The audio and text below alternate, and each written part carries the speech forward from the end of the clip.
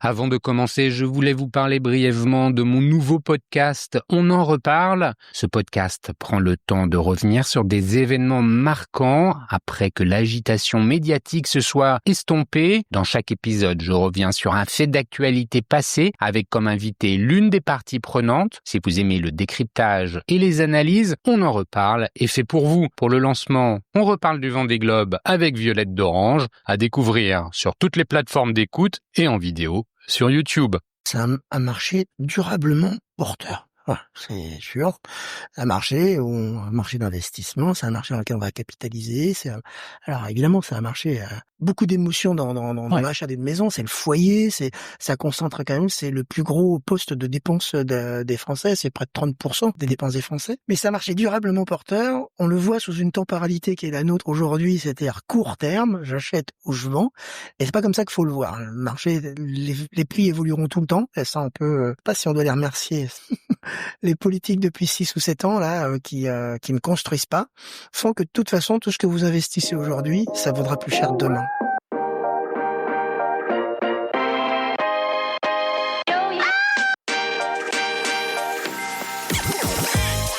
Bonjour et bienvenue parmi les Digital Doers, le podcast qui donne la parole aux décideurs de l'écosystème marketing, digital, innovation et expérience client.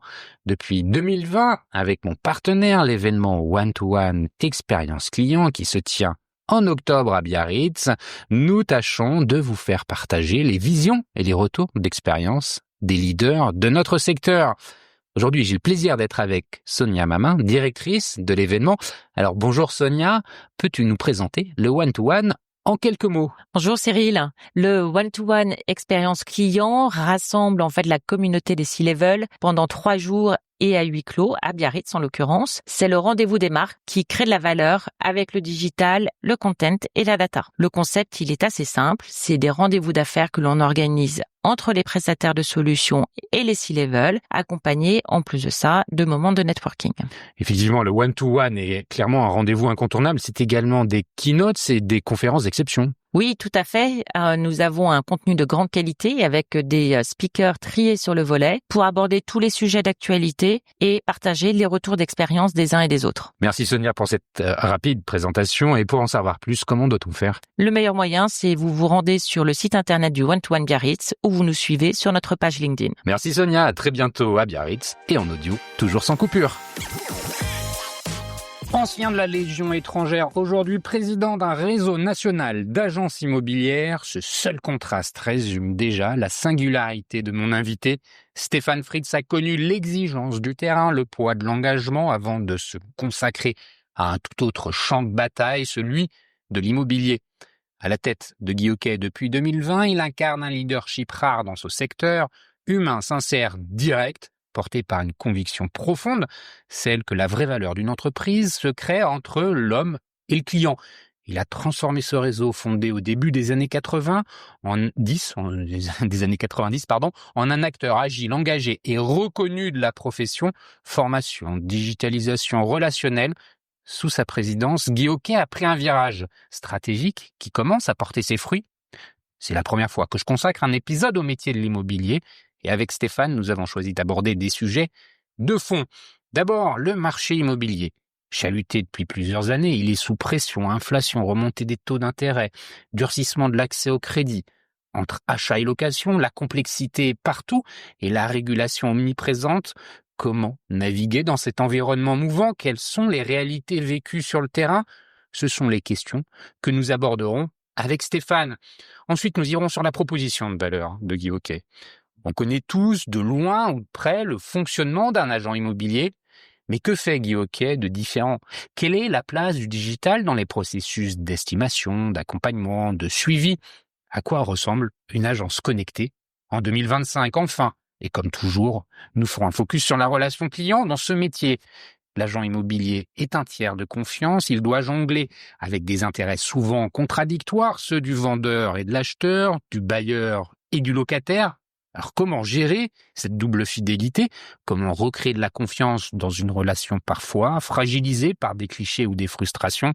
Bref, c'est un épisode riche et passionnant et humainement fort qui s'annonce. Avec Stéphane, vous allez découvrir bien plus qu'un patron de réseau, un homme qui a fait de la loyauté, de la parole donnée et du service client les fondamentaux de sa vision.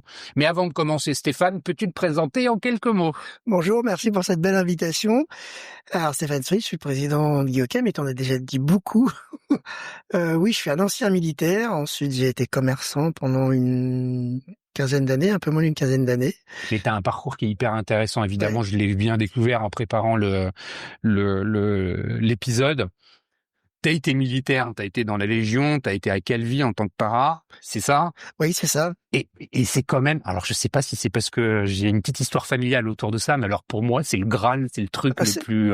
C'est le cas pour moi également. Et oui, je confirme, c'est le Graal. Et cette expérience de vie, elle a été exceptionnelle. J'en tire que des belles choses. Et Dieu sait si ça a été dur. C'est difficile. La Légion, c'est une école de vie extrêmement rude, mais qui apprend plein de choses. Déjà, la loyauté, t'en as parlé, la camaraderie, le sens de la parole donnée. Ça vient de la Légion étrangère. Je considère l'équipe plus que les individus. Alors, je ne considère pas les individus au travail, uniquement l'équipe et l'équipe. Et je considère que l'équipe en elle-même est un individu. Donc on tire de la réussite de l'équipe et donc ça crée des fonctionnements pour créer une équipe. Ça crée des fonctionnements assez drôles parce que quand quelqu'un parle, tu sais, il y a ça dans toutes les entreprises. Quand on vient me dire, tu sais, machin, il a fait ça, j'appelle machin tout de suite. Je dis tiens voilà, dis-lui, si tu peux pas lui dire à lui, il faut que tu te taises et allez trouver une solution tous les deux, puis vous revenez me voir. Et ça, tout le monde sait que je fonctionne comme ça, donc il y a plus personne qui parle sur machin. Voilà, donc ça c'est déjà pas mal. Et on commence à avoir les conditions d'une équipe un peu de sorte spéciale, un peu, c'est-à-dire très très unie sur l'objectif. Et ça vient de l'armée. Alors évidemment ramené à la vie civile, bien sûr. voilà, à ce qu'est une équipe aujourd'hui, avec des hommes, des femmes, des plus gentils, avec des postes différents. Mais oui, ça me vient de l'armée. C'est une expérience Ça a exceptionnelle. duré un peu plus de 6 ans, c'est 7 ça? ans, oui. 7 ans. Ouais. Qu'est-ce qui t'a motivé à y entrer? Parce que en fait, souvent, on doit te poser la question, qu'est-ce que t'en as tiré? Tu viens de me le dire. Ouais. Et on comprend bien, finalement, les assets, entre guillemets, comme on dit, avec lesquels t'en es reparti. Mais qu'est-ce qui t'a motivé à rentrer là-dedans? Moi, je suis un autodidacte. L'école ne m'a pas aimé. Donc, j'y suis pas allé. J'ai fait 2 sixièmes et 2 cinquièmes. Et c'est vrai, en plus, j'ai fait vraiment 2 sixièmes, mais vraiment 2 cinquièmes. Non, pour redoubler ces classes, faut quand même, faut pas aller en cours. C'est parce que normalement, ces classes-là, elles sont fluides, elles sont faciles à faire. Donc, je suis pas allé en cours. Et puis ensuite, après, j'ai fait plein de petits boulots. J'ai toujours travaillé. J'ai fait plein de petits boulots. J'ai fait beaucoup d'intérim. Et quand on fait de l'intérim et qu'on se cherche et qu'on n'a pas d'études et qu'on n'a pas de chemin direct, on sait pas ce qu'on va faire. À 20 ans, on sait pas trop ce qu'on a envie de faire, quoi. Et donc, je suis allé à l'armée. Voilà. J'ai regardé le 14 juillet Mais t'avais J'avais fait l'armée déjà. J'avais fait l'armée en tant que parachutiste. J'avais fait le service militaire en tant que parachutiste à Pamiers, dans le 09, voilà, au 9e RCP. Donc, j'avais sauté en parachute. 2, on m'avait donné un commandement. Assez jeune, j'avais 20 ans, on m'avait donné un commandement. Et donc, je suis reparti dans la vie civile. Et puis, 2 ans plus tard, j'ai vu le 14 juillet, j'ai regardé la Légion défiler, j'ai dit... Allez, c'est pour moi. Je m'engage, oui. Et j'ai pas regretté. Alors si, tout de suite, sur le moment, on regrette. Mais après coup, et encore aujourd'hui, quand j'en parle, non, je regrette pas d'avoir fait ce choix-là. T'es parti beaucoup en OPEX? Non. Non. Non. Un regret? Et puis si jamais c'était le cas, je pourrais pas t'en parler, sinon il faudrait que je te tue. Donc, Oh merde. Non, j'ai pas fait l'OPEX. Aucune. Merci pour ça. Donc après l'armée, t'as quel âge quand tu repars de l'armée? J'ai 29 ans quand je repars de l'armée et je rachète. En fait, je me fais virer des unités de forces spéciales dans lesquelles j'étais. Ça s'appelait à l'époque, ça s'appelait pas les forces spéciales, ça s'appelait les commandos de renseignement et d'action à la profondeur. J'accède, et là pour lequel c'est le Graal du Graal. Ça c'est le Graal, c'est le Graal de la Légion, c'est les parachutistes. Les parachutistes, le Graal, c'est les crapes, quoi. Donc j'étais crape et j'y resterai 1 an et je me fais sortir. Parce que j'ai fait une petite bêtise, mais je suis resté coincé avec dans un hôpital avec une infirmière. Et au lieu de rentrer au camp, je reste le week-end et du coup, je me retrouve, je me fais sortir des crapes. Et on rentre pas dans le GIGN pour retourner mettre des PV à la mobile, quoi. Non. Donc je repars. Et là, je rachète un pressing à ma mère. On est 4 enfants, donc elle m'a vendu le pressing. Et je monte avec un pressing, j'en fais 5. J'en monte Où 5 ça? en tout. À Brunoy, Hyères, Montgeron, Évry, Ouais. Moissy-Cramayel. Ou plutôt dans le sud de Plutôt dans le Caraïbes. sud, voilà. Les méthodes de travail, sont celles de la Légion. Je travaille beaucoup, beaucoup, beaucoup. En revanche, le management, même si j'arrive à manager les équipes, à donner des directives, j'ai pas la structure d'une grande entreprise, c'est-à-dire l'organisation, la structure d'une grande entreprise. Je travaille énormément, je travaille très tôt le matin, je travaille très tard le soir, je travaille le samedi, le dimanche, je travaille tout le temps. Donc au taux horaire, je gagne pas bien ma vie, quoi. Mais sinon je gagne bien ma vie, mais au taux horaire, je gagne pas très bien ma vie et je m'organise pas très bien. Et je vais faire quand même 5 boutiques malgré tout, parce qu'à chaque fois j'en ouvre une, ben ça marche, donc j'en ouvre une deuxième, et ensuite une troisième, une quatrième, cinquième, que je vais revendre. C'est aussi le métier de mes parents, donc que je vais revendre. Et puis c'est un métier qui est attaqué. Ça, je garderai cette expérience plus tard. C'est un métier qui est attaqué par le low cost. À un moment donné, les vendeurs de machines se mettent à faire des concepts low cost où la pièce est à, je sais pas si c'était des francs, je crois que c'est des francs, 2 francs 50 au lieu de 10 francs. Et je décide à ce moment-là d'augmenter mes prix et d'augmenter mon service. Et ça, c'est quelque chose qu'on va retrouver, notamment chez Guy, mais qu'on va retrouver dans mon parcours à chaque fois. Je suis celui qui augmente les prix et le service, mais pas celui qui descend, qui se bat pas. Je me bats pas sur le prix, quoi.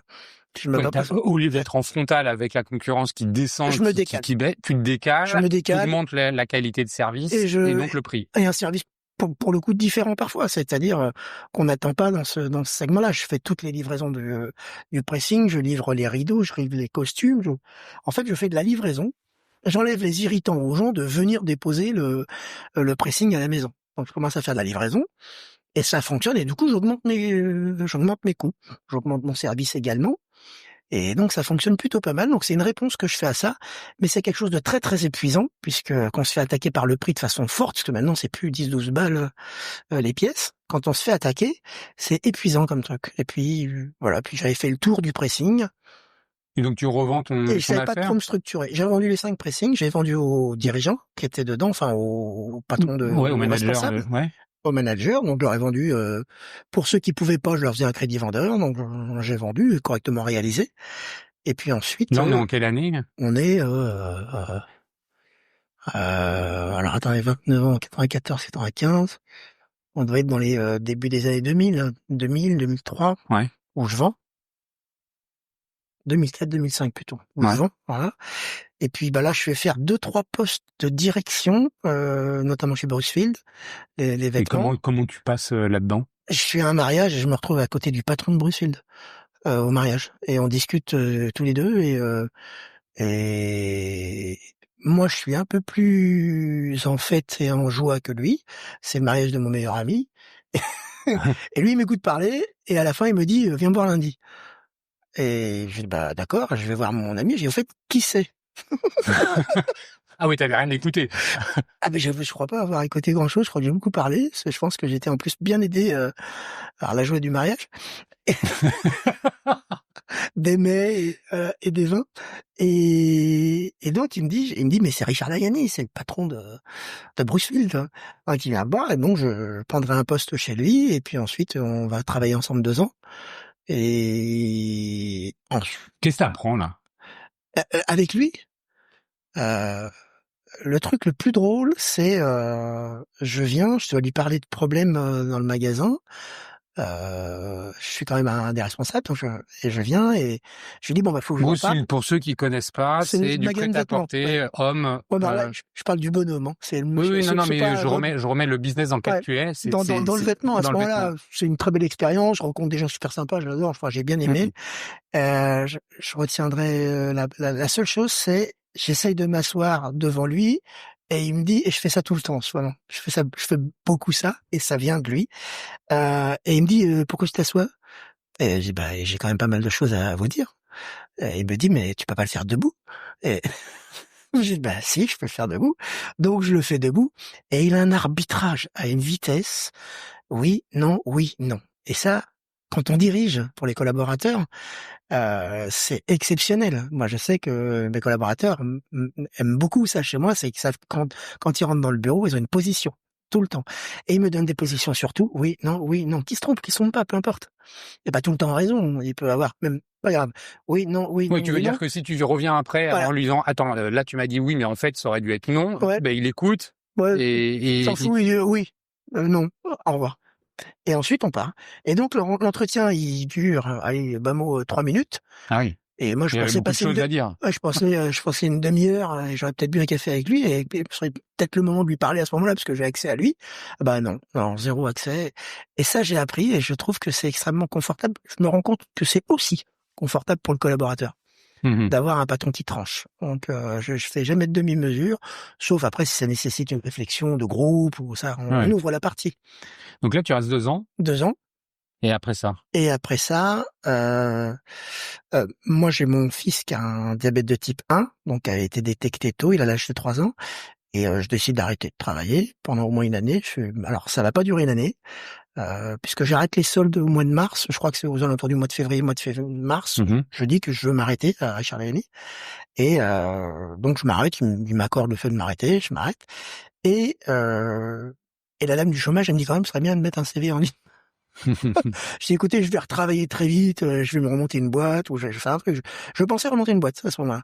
Je pensais vraiment me remettre à mon compte. Je voulais faire des sites internet et Parce que là on est 2005-2006 à peu près. et 2006-2007. j'avais été en front avec des gens qui créaient des sites et on s'apercevait que les mecs ils savaient faire du dev mais ils savaient pas se vendre.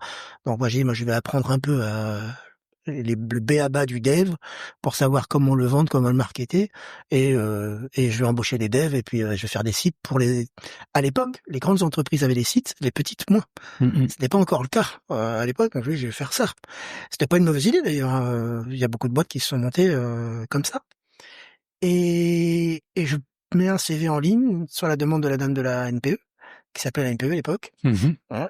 Et donc et puis je suis contacté, je suis obligé de faire les entretiens. Je fais un entretien chez Century 21 pour être consultant des agences entreprises et commerces dédiées à la vente B2B. Il y en avait 70 en France et pour être consultant comme ça. Et là, c'est une rencontre en fait. C'est je rencontre Charles Marinakis qui est l'actuel président de Century 21, qui est un ami. Et on se rencontre avec Charles. Je ferai pas mal d'entretiens parce qu'il se demande pourquoi il me prendrait, parce qu'il me dit je coche aucune case. Je viens pas de l'immobilier, j'ai jamais eu d'agence, j'ai jamais fait d'immobilier.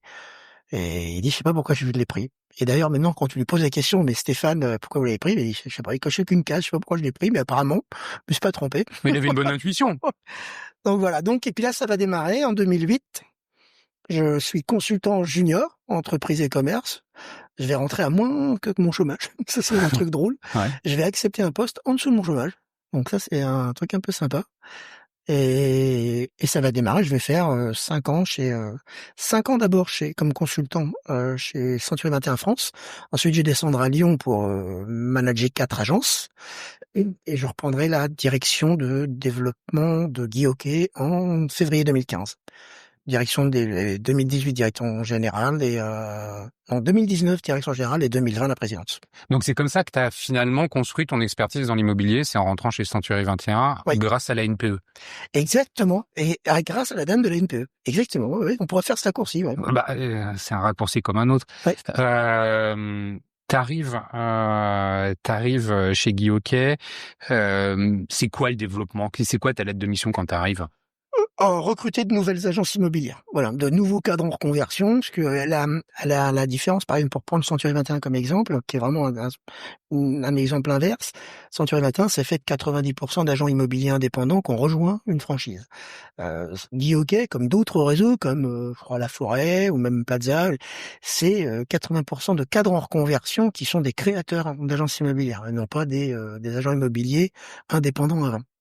Donc moi, mon travail, c'est de faire venir des cadres en reconversion, d'aller chercher les cadres en reconversion et d'en faire des agents immobiliers, donc les signer, alors signer les contrats de franchise avec une équipe, et d'essayer de développer le plus possible les agents immobiliers, c'est-à-dire de venir sur les deux axes comme ça, et parce qu'un agent immobilier qui nous signe, c'est facturé tout de suite, ça c'est très factuel, et un cadre en reconversion va mettre 8-9 mois avant d'avoir une première facture, parce que on va l'accompagner, on va le former. Et le process de vente, bon, ils sont pas, voilà, c'est plus long. C'est plus long.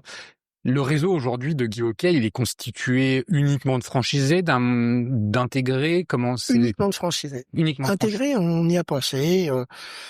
C'est toujours des options qu'on se met, notamment sur des secteurs donnés, proches de chez nous, peut-être sur Paris. On s'est toujours posé la question. Mais en fait, notre ADN, c'est la franchise, quoi. C'est ce qu'on sait faire de mieux, quoi. Si on devait avoir éventuellement un intégré, on en aurait un, quoi. On pense moi, ça fait un moment que ça me trotte. Pour l'instant, on le fait pas. Mais de proposer ça à mon actionnaire, d'avoir une agence pilote, quoi. Pour pouvoir tester des nouveaux concepts. Pour pouvoir tous les grands réseaux aujourd'hui, et je pense que ça vaut même dans d'autres activités que on en parle à la Fédé, ça vaut dans d'autres activités que la franchise. On concentre 40% de nos effectifs autour de l'Île-de-France. Donc peut-être avoir pas pour tester, ça peut être pour tester. On pourrait se la faire équiper par les partenaires, par exemple, mais ce serait surtout pour avoir un magasin école, quoi. Dans lequel on pourrait former des gens qui pourraient partir après dans des agences ou monter des agences eux-mêmes, quelque chose de proche de chez nous, qui soit un levier pour aller chercher de la croissance à nouveau. C'est pas une stratégie. C'est pas une stratégie à proprement parler. Mais en tout cas, c'est quelque chose qui nous trotte. On va en revenir dessus parce que justement la formation est un point important que tu as mis en place chez Guy Hockey. Quand tu prends la présidence de Guy Hockey en 2020, et on s'arrêtera là pour après parler du marché et revenir ensuite en détail sur Guy Hockey. Mais en 2020, Guy Hockey, c'est quoi l'image? Est-ce qu'il y a des enjeux de développement? Quelle est la taille du réseau? Qu'est-ce que tu prends en main, en fait? Moi, je prends en main déjà en tant que directeur développement en 2015, déjà. Un réseau avec 390 agences, un déficit chaque année, et qui sera revendu à Arche en 2019. Et donc, c'est sous la présidence de Philippe Briand et donc d'Arche que je vais prendre la direction générale puis la présidence. Mais déjà, depuis de 2015 à 2018, je suis le directeur développement. On va passer de 390 à 550 agences en propre. Donc déjà, je maîtrise le cœur de l'activité d'une franchise, c'est-à-dire son développement. Donc moi, je fais mes armes à ce moment-là. Et à l'époque, il y avait un peu des fights dans le comité de direction où j'en avais un peu assez de vendre beaucoup et que ce soit pas livré par la marque. J'étais un peu fâché. Voilà. Et j'avais demandé, le directeur général, pour le coup, avait été bien inspiré. J'avais mis 2 intégrateurs chez moi et donc je gardais les agences qu'on signait au moins sur 6 à 12 mois avec moi. Donc j'avais un peu toute la partie business, en fait, entre le développement et l'animation. Donc ça, c'est ce que je mettrais. À partir de 2020, quand je prends la présidence, et même à partir de 2018, 2019, au moment où on est racheté, j'ai déjà les clés de la boîte. Je suis pas président, mais j'ai déjà les clés. C'est-à-dire que c'est moi qui prends des décisions assez larges. On est en codirection avec un DAF. Donc c'est un truc un peu particulier. Et à ce moment-là, moi, j'ouvre tous les tiroirs. C'est quand on me donne la présidence en 2020 que je mets en application, par contre, en revanche. Même en 2019. C'est important ce que tu dis, c'est qu'en fait, en prenant la présidence, tu avais déjà bien audité l'existant, tu connais bien le machin, et tu sais ce qu'il y a à mettre en place. Exactement. On avait déjà des idées, voilà. Et tu vas nous expliquer ce que tu mets en place dans pas très longtemps, mais avant que tu nous expliques finalement comment fonctionne Guy Hockey aujourd'hui, on va faire un petit stop sur le marché. Tout le monde connaît le marché de l'immobilier, ou croit le connaître. Tout le monde a du moins un avis sur le marché de l'immobilier, qu'on soit propriétaire ou locataire à son logement. On est concerné par le sujet, il faut bien habiter sous un toit. Je le disais en introduction, le marché, il est compliqué, ou complexe, ou pas facile à lire. Est-ce que tu peux nous partager un peu ta vision de ce sujet-là? Alors déjà, c'est un marché durablement porteur. Voilà, c'est sûr. Un marché d'investissement, c'est un marché dans lequel on va capitaliser. Alors évidemment, c'est un marché un fort potentiel, pas potentiel, mais beaucoup d'émotions dans l'achat d'une maison. C'est le foyer, ça concentre quand même, c'est le plus gros poste de dépenses des Français, c'est près de 30% des dépenses des Français. Donc c'est mais ça marché durablement porteur. On le voit sous une temporalité qui est la nôtre aujourd'hui, c'est-à-dire court terme, j'achète ou je vends.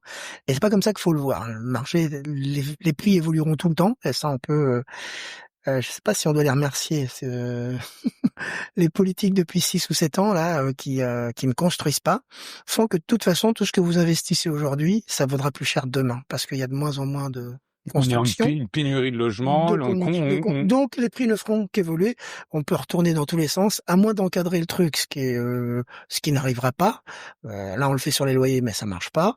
En dehors de faire ça, c'est un marché, il faut le dire, durablement porteur. C'est-à-dire quand on achète ces murs, on sécurise quoi, ou nous, nos enfants. Enfin, quand on achète ces murs, qu'on capitalise plutôt que de faire à fond perdu en location, forcément on sécurise. Après, il y a une question de moyens. Il y a des moments dans la vie, on n'a pas les moyens de faire autre chose que louer, et d'autres moments, on peut acheter. Mais en tout cas, j'encourage tout le monde à acheter, et on voit. De toute façon, les Français ont une appétence très forte au marché.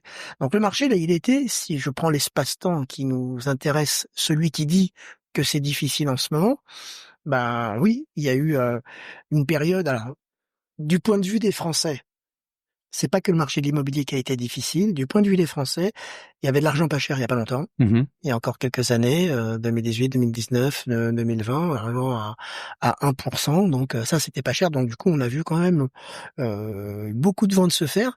Mais à chaque fois qu'on aide, il faut le savoir dans ce métier-là, à chaque fois qu'on aide l'acheteur, c'est le prix qui monte. Donc c'est le vendeur qui récupère. Ça vous donnez une aide dans l'ancien, hop, c'est tout de suite le vendeur. Assez rapidement, le marché se corrige et c'est le vendeur qui récupère la galette. Donc on fait des primo riches un peu, c'est un peu débile. Donc là, il y a cette idée-là aujourd'hui qu'on a, on a un marché avec l'argent pas cher qui commence à se dynamiser. Et puis ensuite, pour des événements malheureux, dans la Ça veut période dire, Covid, en fait, dynamiser, ça veut dire qu'il y a plus assez de ventes. fluide. Ouais. Oui, c'est ça. Il y a Plus de ventes. il y a un nombre de ventes Plus de ventes. record. Plus de ventes, et puis ça veut dire aussi que c'est bien pour les Français, parce que si on achète plus vite, plus fort, et que plus de gens achètent, plus de primo-accédants, ça veut dire qu'il y a des aides, parce qu'on aide à l'accession à la propriété, c'est plutôt une bonne chose. Et c'est bon aussi pour les agents immobiliers. Ce qui est bon pour les Français est bon aussi pour les agents immobiliers. Et puis après, il y a eu une augmentation, et là pour le coup qui a été bonne pour les agents immobiliers, mais pas bonne pour les Français, une augmentation du nombre de transactions qui a été faite pour des mauvaises, pour des événements malheureux que sont les décès et les divorces de la période Covid. Parce que ça, on l'a pas souhaité en tant qu'agent immobilier, mais la réalité de ce marché, c'est qu'à l'époque, on se rappelle, c'était une guerre sans fusil, c'était les morgues étaient surchargées, les hôpitaux surchargés à l'époque du Covid. Tout ça, ça met des biens sur le marché. Et ensuite, les divorces. Il y a eu 25% de divorces en plus en fin d'été 2020. Donc ça aussi, ça a mis des biens sur le marché. Donc ça a anormalement boosté ce marché jusqu'à 1 200 000 transactions, quand la moyenne dans l'ancien, avec notre démographie, se trouverait plutôt aux alentours de 800 à 900 000. Donc ça a boosté normalement, ça a créé des vocations énormes. Il y a tout le monde voulait faire de l'immobilier. Donc là, 2020, 2021, 2022, elle a fait au village. Et puis ensuite, après, derrière, contraction. Et là, pour le coup, c'est pas l'immobilier. C'est peut-être par l'augmentation des taux. L'augmentation des taux, parce qu'on n'allait pas rester à 1% éternellement. Donc revenir à des taux normaux, 3 à 4%. Ça a contracté le marché, ça a enlevé des primo-accédants, puisque si on augmente les taux de crédit, on grève le pouvoir d'achat pouvoir investir des Français. Voilà, au lieu de pouvoir emprunter 200 000, on va pouvoir emprunter 150. Donc on reste locataire, parce qu'on se dit c'est pas les mêmes. Et ensuite il y a eu la guerre en Ukraine, l'augmentation des matières premières, du blé, l'inflation et la perte de pouvoir d'achat des Français et le climat ambiant un peu morose. Oui, c'est ça, l'insécurité psychologique parfois, pas forcément justifiée, de dire oulala, je sais pas très bien comment ça va évoluer, je reste attentiste. Je vais pas vendre ou je vais pas déménager. Oui, mais après, alors, oui, ça c'est ce qui crée justement des bouchons à des moments donnés, mais il s'aborde pas de la même manière que quelqu'un qui va vendre du pain. C'est une temporalité, l'immobilier, qu'il faut prendre en compte. De la même manière qu'il faut la prendre en compte pour gérer son entreprise. Il faut coffrer, il faut avoir 16, 18 mois de trésorerie sur son compte avant d'être tranquille et de commencer à dépenser. C'est un autre métier, c'est un peu ça se gère pas de la même manière. Tous ceux qui font ça, faut avoir de la récurrence, de la gestion locative qui donne de la récurrence, de la location qui donne du cash plus rapidement. Il faut avoir un tout petit peu de tout, et les agences qui font ça, elles fonctionnent plutôt bien. Elles sentent pas les crises d'ailleurs dans l'absolu. Au pire, elles perdent un peu de trésorerie qu'elles reconstituent une fois sorties de crise, et elles arrivent à absorber. Et les crises, elles sont cycliques, elles sont de plus en plus rapides, et elles sont de plus en plus, de moins en moins espacées dans le temps. Et ça n'arrête pas. Mais la réalité, c'est que si on a acheté 100 il y a 10 ans, dans 5 ans, on vendra 150 ou 160. Ça, c'est sûr, parce que les prix continueront d'évoluer pour les raisons que j'ai dit tout à l'heure, c'est-à-dire on n'a pas suffisamment construit, et deux, au moins, à minimum, on aura mis de côté, quoi. Dis-moi, est-ce qu'il y a des disparités géographiques? En te posant la question, évidemment, j'ai des éléments de réponse en tête. Le marché parisien n'est pas le même que celui qui peut se trouver dans le centre de la France. Comment tu vois ça? Est-ce que finalement, ces disparités, elles sont aussi à prendre en compte dans l'analyse du marché? Alors, évidemment qu'il y a des disparités. Alors, Paris en est une. C'est la grosse disparité, c'est Paris. Mais il y a des disparités en ville moyenne, en grande agglomération, en périphérie de ville, voire dans la pampa. Il y a des disparités mer, citadin, montagne, forcément. Nous, on est un observatoire national, pour le coup, avec nos 500 boutiques. On est un observatoire national de ces transactions. On crée, comment on voit ça? On voit ça évoluer. Il y a eu le Covid il y a eu cette chose-là aussi forte, le Covid, c'est qui a boosté aussi les ventes, c'est l'envie de verre. Mmh. Où les gens, le télétravail, l'envie de verre. Ça, et c'est durable. C'est-à-dire que l'envie d'un balcon ou d'un petit bout de jardin, on le sent encore dans les demandes aujourd'hui assez fortement. C'est à ce point qu'en 2020, les 2 mois enfermés, c'est Ça a encore eu un très impact, marqué. ouais, C'est encore très fort. très, très marqué chez les gens. C'est un vrai traumatisme. Mmh. Et on le sent encore maintenant. Donc cette envie de verre, qui a boosté forcément les villes moyennes, puisque quand on est à Angers, quand je pense à ça, ou à Amiens, c'est on est quand même à 1 heure et demie de Paris. Donc il y a eu ça, qui a boosté les villes moyennes, les périphéries aussi également. Puis après, les prix se sont régulés. Les prix se régulent à chaque fois, de toute façon. Là, ils ont baissé un temps. Il suffit d'attendre 1 an ou 2 et hop, ça remonte. Quand tu parles du verre, ça me fait penser aussi au marché de la maison secondaire. Est-ce qu'il s'interprète un peu différemment? Le marché de la maison non, parce que nous, on administre le territoire national. C'est juste qu'il y en a qui vont faire plus de maisons secondaires que d'autres. C'est tout. Donc, Et celui des investisseurs? alors, celui d'investisseurs, il représente environ 7% du marché. Les investisseurs, ils représentent 7% du marché. Ils se boostent selon si il y a des investisseurs, on pourrait les primo-investisseurs, voilà. Des petits jeunes qui vont s'acheter leur mur. C'est des gens plus rompus en général, les investisseurs qui achètent des murs et qui mettent en location, qui font des opérations de marchand de biens qui revendent. Ça, ça reste 6 à 7%. Paradoxalement, ça reste toujours 6 à 7% du marché. Ça se booste jamais trop. Ça reste autour de ça. Donc ça bouge petitement.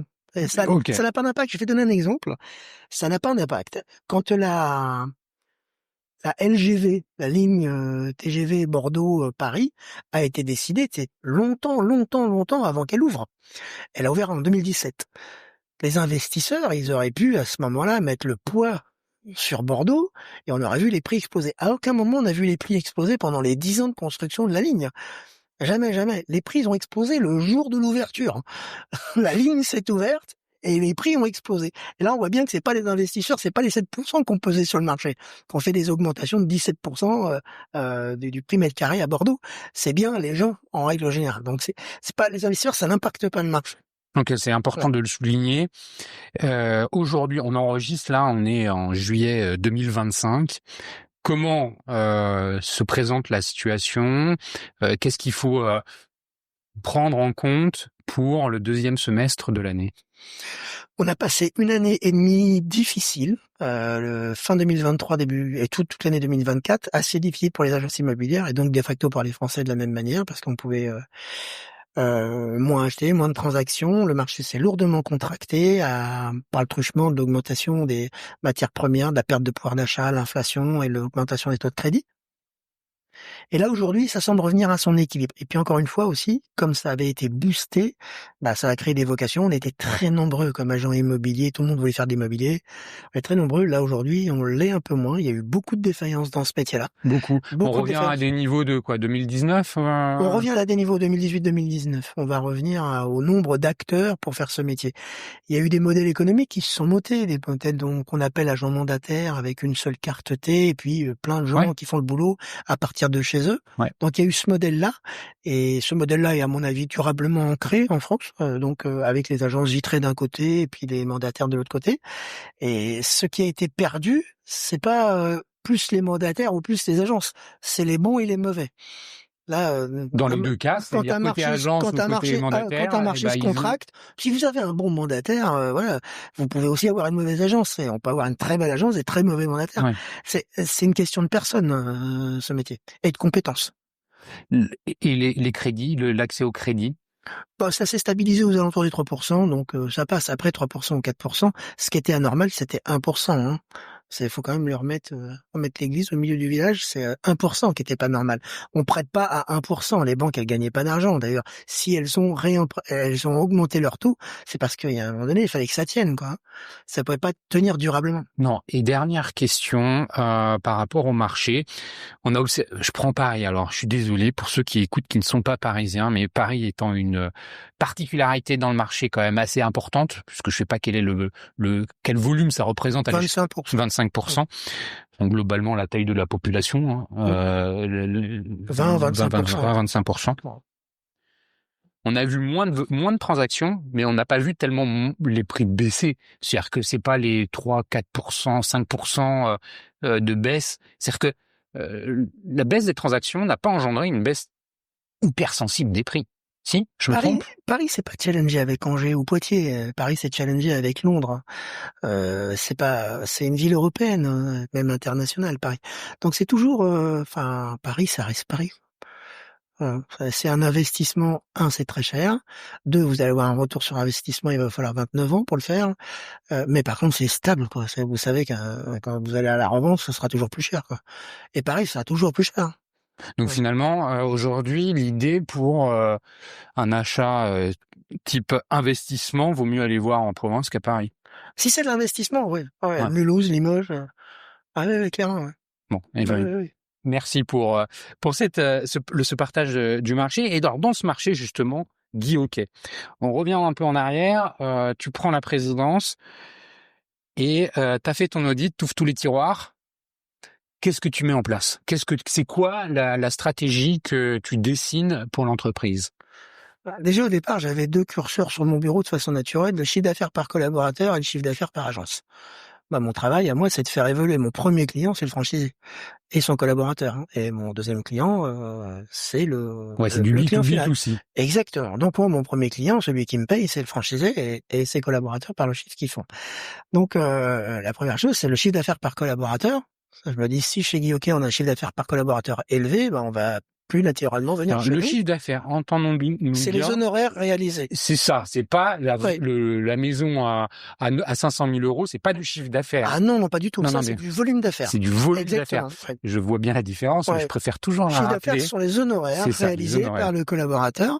Et donc, je me dis, moi, qu'est-ce que gagne un collaborateur et ce que gagne un patron. C'est ça. Quand on nous fait confiance, c'est quoi le modèle économique que moi je vends? Je fais pas d'immobilier, moi je fais de la franchise. Donc c'est ces 2 premiers curseurs et puis ensuite après on descend beaucoup plus rapidement. Je m'aperçois que mes curseurs je suis dans le top 3, dans le top 4 des groupements d'agences. Je suis plutôt bien placé, mais il y a un truc qui me dérange et j'en parle avec d'autres dirigeants et dans les discussions que je peux avoir avec d'autres dirigeants de l'immobilier, voire des syndicats de la même manière, c'est le turnover. Je le trouve catastrophique. Moi, je constate à un moment donné qu'on a 1000 personnes qui nous rejoignent dans l'année et j'en ai 900 qui partent, quoi. Alors, on communique beaucoup sur les 1000 qui sont venus, assez peu sur les 900 qui partent. Alors, moi, ça devient un sujet important. Mais comment c'est possible que 9 personnes sur 10 rentrent dans nos agences et repartent? Donc, on regarde à ce moment-là et on met le curseur à 2 ans. Considérant, à l'âge comme ça, hein, on se dit 2 ans, considérant que au bout de 2 ans, si tu fais ce métier-là qui est payé quand même à la com, qui est payé au résultat, forcément, tu vides ce métier-là. Et on regarde et on s'aperçoit qu'il y a 24% des gens qui composent le réseau qui ont plus de 2 ans d'ancienneté. Et là, patatras, quoi. On se dit, on est fragile. Même si on fait beaucoup de chiffres, même si on est un réseau de premier plan, on est quand même, je me sens fragile sur ce sujet-là.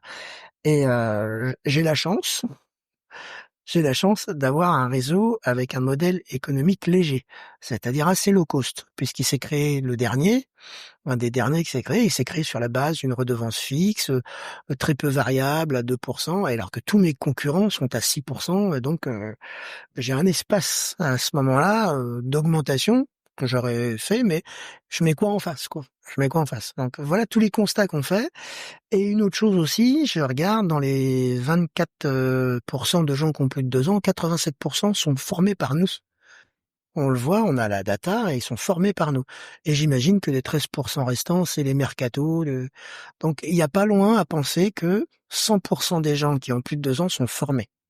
Et la formation, à ce moment-là, n'est pas du tout obligatoire, parce que j'ai 25% de gens formés seulement. Là, quand tu parles de formation, c'est formation Guy Hoquet ou c'est formation métier d'agent immobilier? C'est quoi le terme formation? Formation, c'est la formation qu'on fait dans n'importe quel réseau d'agence immobilière. Alors, il n'y a pas de différence là-dedans, c'est sensiblement les mêmes. Les noms changent, mais le contenu est le même. C'est la production c'est la chaîne de production d'un agent immobilier. J'étudie mon marché, je prospecte, j'ai des estimations, je découvre le projet de mon vendeur, je découvre son bien, je prends un mandat, je le commercialise, j'ai les acheteurs. Ça fait une offre, un compromis, une vente. Voilà, ça c'est la chaîne de production. Donc on apprend aux gens juridiquement, commercialement, digitalement, vous savez, comment on s'organise dans ce métier. Et cette formation-là, elle est la même un peu partout. Mais les gens formés restent, les gens pas formés ne restent pas. Et je regarde, c'est assez marrant parce que j'ai 25% de gens ou 24% de gens qui ont plus de 2 ans et j'ai 25% de gens formés. Donc on se dit là, il y a un truc, quoi. C'est-à-dire que les gens formés, globalement, ils restent. Donc on va... mon côté militaire, tout de suite me vient, je vais obliger à la formation. Je vais rendre obligatoire et contractuel, ce qui est un peu à la hache. Comment on fait la formation? T'as un centre de formation et puis par groupe, les gens passent. Ça dure combien de temps? Ça dure une semaine et une semaine vendeur, une semaine acheteur. Ouais. C'est comme ça que ça s'appelle. Une semaine, et puis entre les deux, un mois avec un plan d'action qui est jamais réalisé. Et puis si je t'apprends à faire le compromis aujourd'hui et que je te demande de le faire 3 mois plus tard, il te restera rien de cette formation-là. Donc on décide de changer le modèle économique, d'augmenter notre redevance variable. Moi, je fais à ce moment-là 1,2 million, 1,3 million de formation, et eux sont remboursés par les OPCO quand ils veulent bien se faire rembourser. Donc, et les partenaires, et c'est quand même, j'abandonne un chiffre de 1,3 million. Et j'augmente la redevance variable. Donc là, c'est un peu, on fait beaucoup de calculs de risque, hein, on stresse le sujet dans tous les sens, hein. On sait que les gros vont nous quitter. Bon, ça, c'est une évidence. Donc, comment on va se retrouver plus affaibli encore? Mais comment on fait pour changer ce modèle-là? Et on fait un calcul de risque sur la première année. On se dit, on aura une centaine d'agences sous ce modèle-là, parce que un réseau de franchise, c'est 5 ans les contrats. Donc, on change un réseau en 5 ans. Et sur les 500 boutiques, on se dit, il y en aura que 100 à la fin de l'année. Donc, on fait nos calculs de risque avec ça, les formateurs en fonction. Enfin, on juge. Et en fait, j'aurai 100 agences au mois de mars. Je le démarre en début 2021. J'aurai 100 agences au mois de mars et 300 agences en fin d'année, quoi. Donc, le truc, en fait, le réseau adhère à mort au truc, quoi. Ils ont s'en fout de payer plus cher. Nous, ce qu'on veut, c'est beaucoup plus de formation. Et ils se mettent à consommer assez fortement de la formation. Aujourd'hui, j'ai 47% des gens qui ont plus de 2 ans en entreprise. Ah oui. Le turnover est T'as doublé le nombre de collaborateurs stables. Donc on est beaucoup plus solide. Même si on a perdu les gros, on est beaucoup plus solide. Donc le modèle fonctionne bien. On sait que les gens formés produisent beaucoup mieux. Je crois que c'est 27 000 euros la data, la dernière, en date, celle de 2024. 27 000 euros quand on est formé, c'est ce qu'on produit en plus dans l'année. Donc c'est économiquement viable pour l'entreprise. Maintenant, voilà, il nous faut développer, mais on a changé ce modèle-là et donc on a changé notre modèle économique.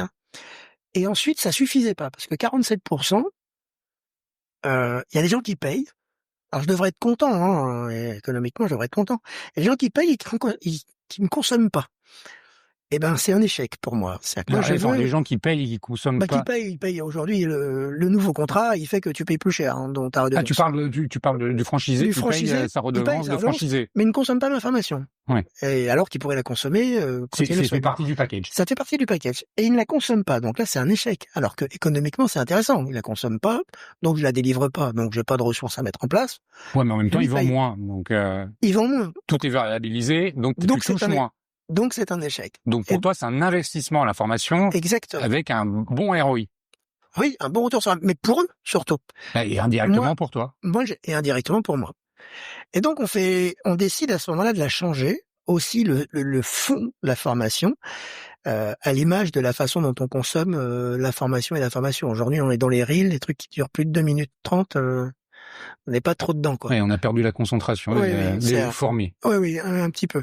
Donc, on fait des petits modules adaptés. Au départ, on fait des petits modules. En 2019, on démarre nos petits modules. On les filme, il faut les filmer, il faut les écrire, il faut les tourner, il faut les monter, faut les mettre en ligne dans une plateforme e-learning qu'on met, et même plein de petits modules quand on a besoin. Ça marche pas trop bien, c'est pas très consommé. Par contre, on fait des petits modules en présentiel partout en France, ça marche super bien. La formation de 15 jours, on en fait un essentiel qu'on appellera essentiel en 3 jours. On fait des petits retours d'une demi-journée, et là, on diffuse l'information partout, puisqu'ils viennent pas le chercher. Avec des gens qui vont dans les agences. Avec des formateurs, exactement, dans les agences ou autour des agences. Puisqu'ils viennent pas le chercher, on va leur amener plus loin. Donc, on va aller les chercher Chez eux. sur le terrain pour leur apprendre. Et puis ensuite, arrive l'intelligence artificielle avec ma plateforme d'e-learning qui décolle pas, qui est propriétaire, dans laquelle j'ai mis beaucoup de pognon et qui décolle pas. Et là arrive l'IA en début 2024. Et on intègre l'IA dans nos formations, on fait des avatars, on fait des modules de 300 mots qui durent 3 minutes, ça nous prend le temps d'écrire le module, c'est tout, puis après on le met dans l'avatar et hop, l'avatar délivre. Là on se retrouve avec plus de 200 modules en ligne en ce moment, donc notre plateforme d'e-learning elle prend une toute autre tournure. Alors attends, ça veut dire qu'il y avait un problème de contenu dans cette plateforme pour que ça prenne pas, ou alors d'intérêt à les consulter? Les deux. Je crois de contenu, parce que les contenus étaient trop longs, on faisait des contenus de 10, 15, 20 minutes. Là, Quand tu on les a as c'est raccourcis. fini. Là, on a même démarré. On a pris nos vieux contenus, on les a mis dans l'avatar. Et c'est, tu te colles pas 25 minutes de formation le matin, quoi. En revanche, à l'idéal aurait été, je pose la question, j'ai ma réponse, mais ça on va le voir plus tard. On fait les avatars, et les avatars, ça permet déjà la possibilité de poser la question à l'écrit et de dire, voilà, j'ai un problème avec, et il sort une réponse, il formule une réponse, la plateforme formule une réponse, et elle ramène les modules dans lesquels elle a trouvé sa réponse. Donc ça, c'est déjà pas mal, c'est une vraie avancée, ça c'est l'IA qui fait ça. La technologie de l'avatar, elle est impressionnante, on va surfer dessus en communication, on va en voir, et elle est rendue obsolète 6 mois plus tard par la même IA qui sort le moteur de recherche conversationnel. Je pose la question, et là c'est ça que je dis, je pose la question à mon téléphone et mon téléphone me répond. C'est quoi le déficit foncier? Il me répond. Je suis à côté d'un client, je sais pas de quoi on parle. Sur ma prime rénov, j'ai le droit à quoi? J'ai le droit à quoi sur ma prime rénov? Et le téléphone répond. Et là, on a un outil qui rapproche vraiment l'apprentissage du geste et donc qui crée de la compétence durablement pour le coup. Puisque si je t'apprends un geste et que tout de suite derrière tu le fais avec un client, l'expérience est faite, c'est bon. Oui, et en fait, ce que tu es en train de nous dire, c'est que la formation, elle est en direct pendant que le moment est vécu. Exactement. Et du coup, ça imprègne beaucoup mieux. Exactement. Et donc ça, et ça ne met pas de côté la formation présentielle. La formation présentielle, elle était, moi déjà, j'avais demandé, en 2018, j'avais dit aux formateurs, un truc, c'était caricatural, ils avaient beaucoup rigolé, mais j'avais dit, vous avez compris l'esprit, j'avais dit, 80% de votre formation, c'est des slides et c'est descendant, et vous avez 20% de jeux de rôle dans 10 jours. C'est énorme. Vous faites trop de descendants. Je voudrais que vous m'inversiez ça. Vous débrouillez, vous me faites 20% de slides et 80% de jeux de rôle. Il m'a dit, mais c'est pas possible, il y a trop de descendants, il y a du juridique, il y a du digital, on peut pas faire ça. Puis, j'ai dit, non, évidemment, je demande pas de faire ça, mais on va aller vers ça. Aujourd'hui, on peut faire ça. C'est-à-dire qu'on peut parler de façon succincte du juridique en disant, de toute façon, vous inquiétez pas, vous le retrouverez dans votre téléphone, mais je vais quand même vous en parler. Et on laisse la place à beaucoup plus de savoir-être que de savoir-faire, et beaucoup plus de jeux de rôle et de mise en situation, parce que finalement, en fait, le personnel se sent plus engagé dans la formation parce qu'il n'a pas à se dire que je dois retenir un truc, prendre des notes. En fait, toute manière, cette information-là, il l'a, mais là, on l'expérimente avec le formateur. Exactement. Pourquoi on a un turnover important dans les métiers, et je vais bien au-delà de l'immobilier, dans les métiers de commerce payés au résultat? Parce que taper à une porte et de se prendre une porte, il n'y a rien de plus douloureux.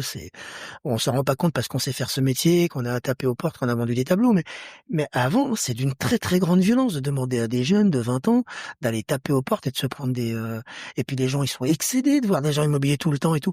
Donc c'est un métier très difficile. En revanche, Si je t'entraîne dans une salle pendant 3 jours à répondre aux gens, à retourner la situation, à faire qu'une personne fâchée, ça finisse par devenir ton ami, parce que c'est ça ce métier. Comment je t'apprends, je te donne des clés pour le faire, mais je te déverrouille. Et là, tu vas plus en prospection, apeuré en te disant, ah là, faut encore que j'aille en prospection. Alors que la prospection, c'est quand même le cœur de l'activité d'un commercial. C'est l'essence même de son métier. C'est ici que ça se passe. Dès qu'on a décroché un client, c'est facile de l'emmener à une estimation, un mandat. Mais comment je détecte les projets de vente, d'achat ou de location sur mon terrain? C'est bien en allant au contact. Bon, alors il y a plein d'autres manières de le faire, mais en tout cas, ça permet de mettre de l'être et surtout des mises en situation réelles.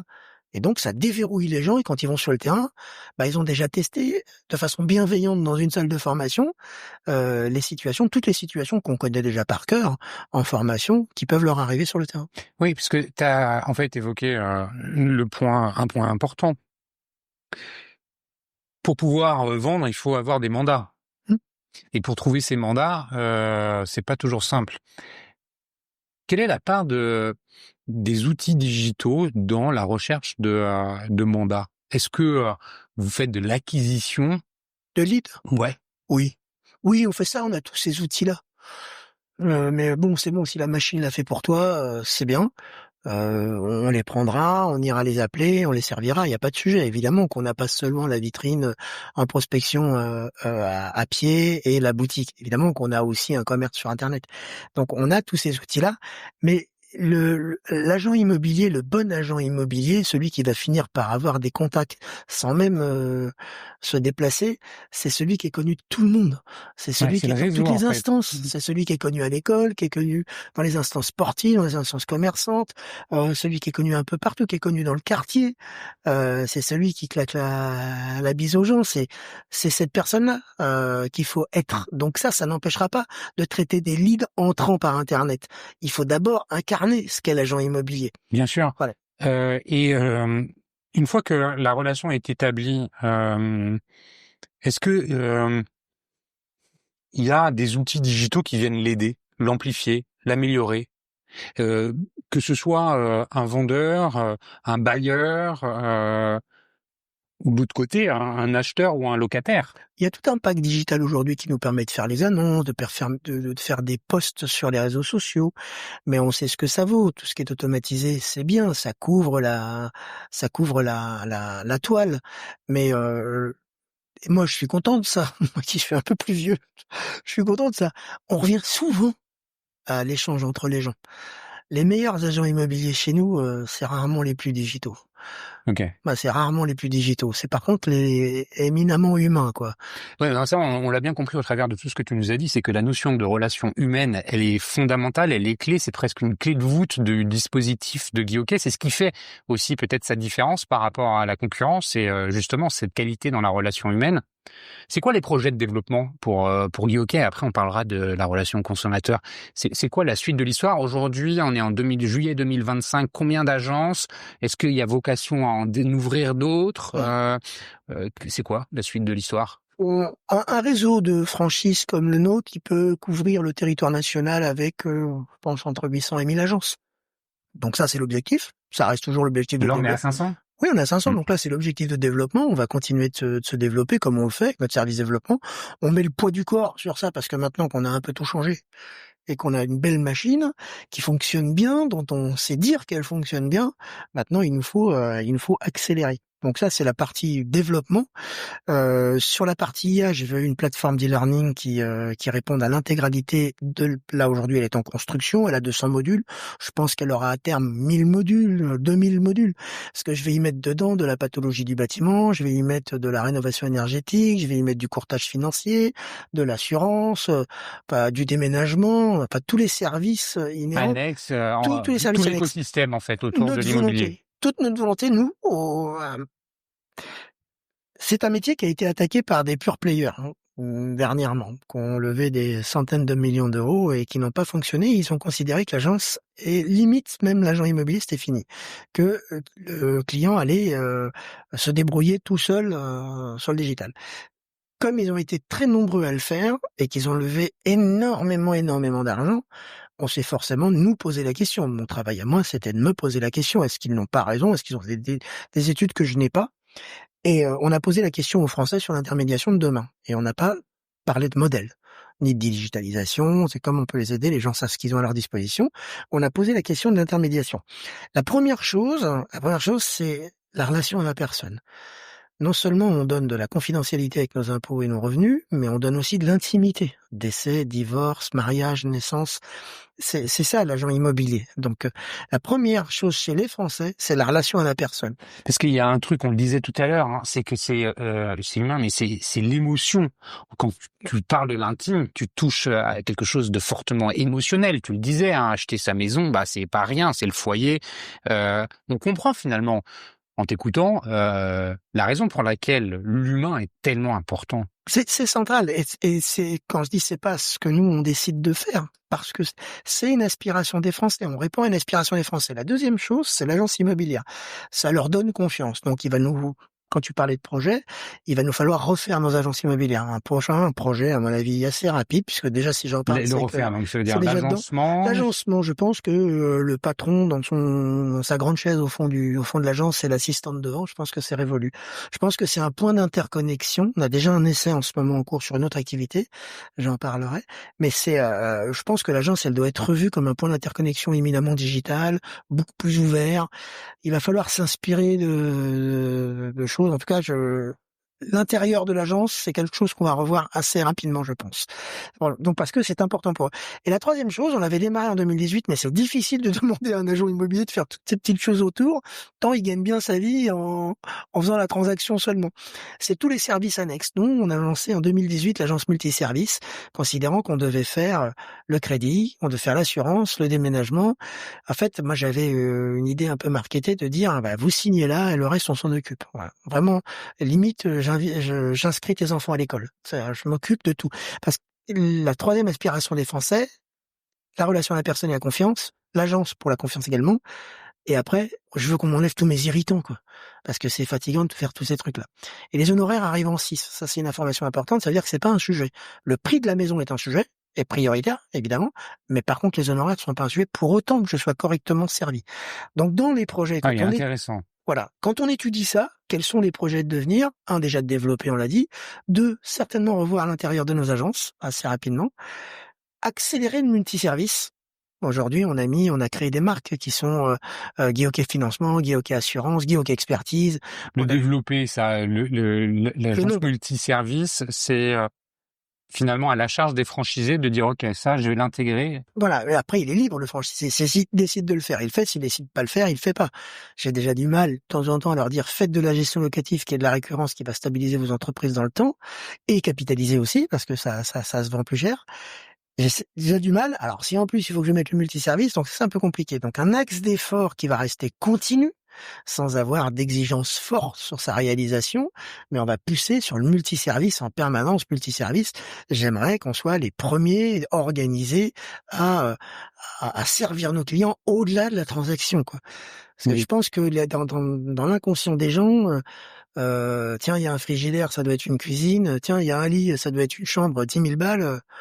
Ça pique, même si c'est pas vrai, même si ça ne correspond pas au travail que fait l'agent immobilier, le ressenti d'un acheteur qui est venu visiter, qui au premier coup il a dit oui j'y vais, lui il a l'impression qu'il a fait une visite 10 000 balles, quoi.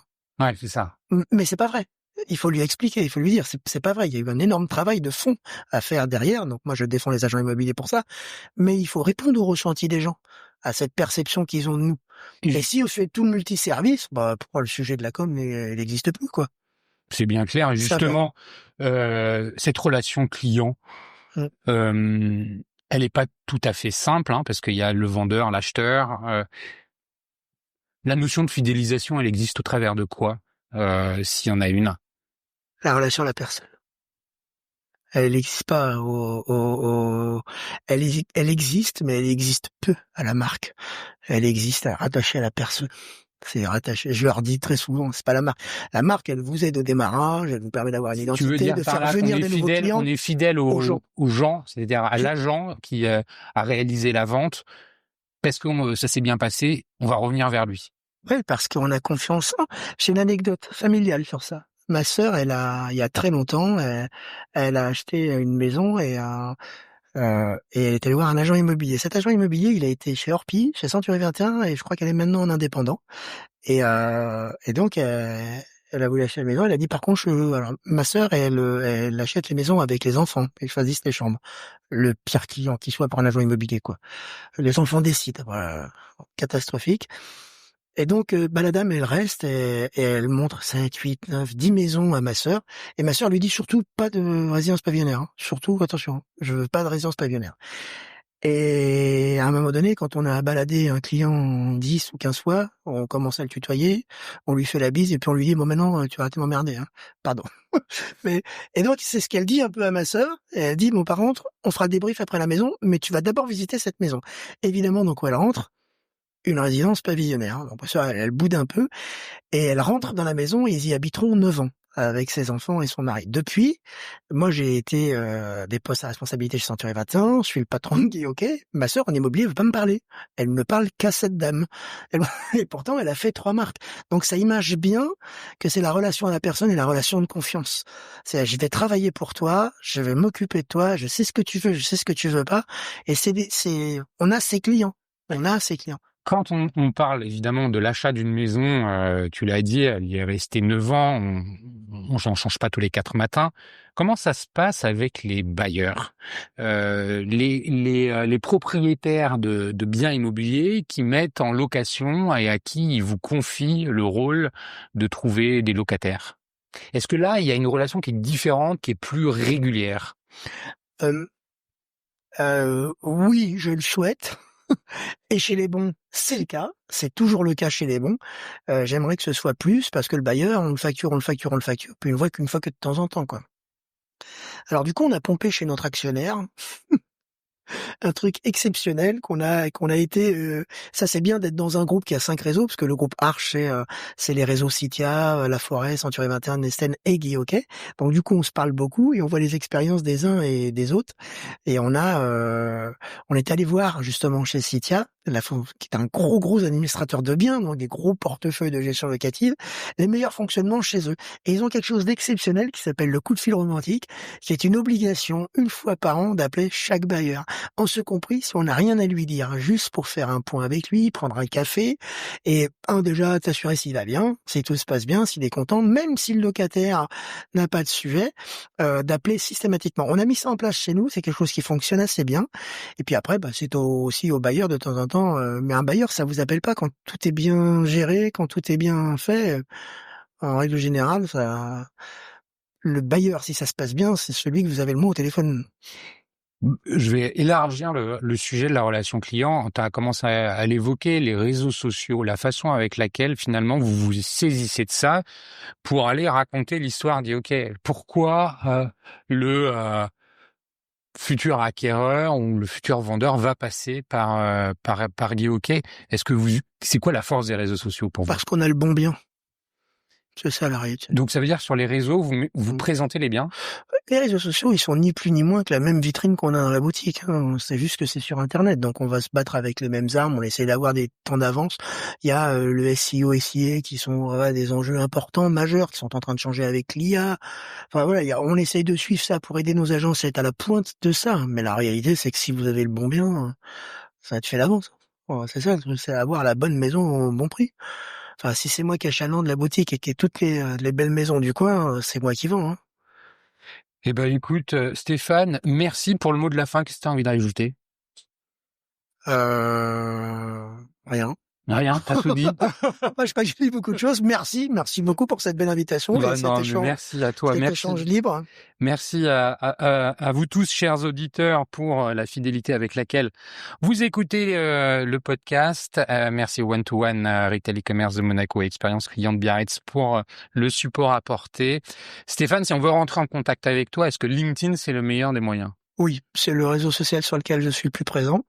Je confirme que c'est comme ça que je suis rentré en contact avec toi. Oui. Et ça puis marche en bien. règle générale, alors je répondais, t'attachais vraiment de l'importance à répondre systématiquement à tout le monde. Aujourd'hui, le nombre de followers, il a un peu grimpé et ça devient compliqué de le faire. Alors, je trie pas mal. Si vous voulez des alternances, par exemple, ça, je donne un petit message.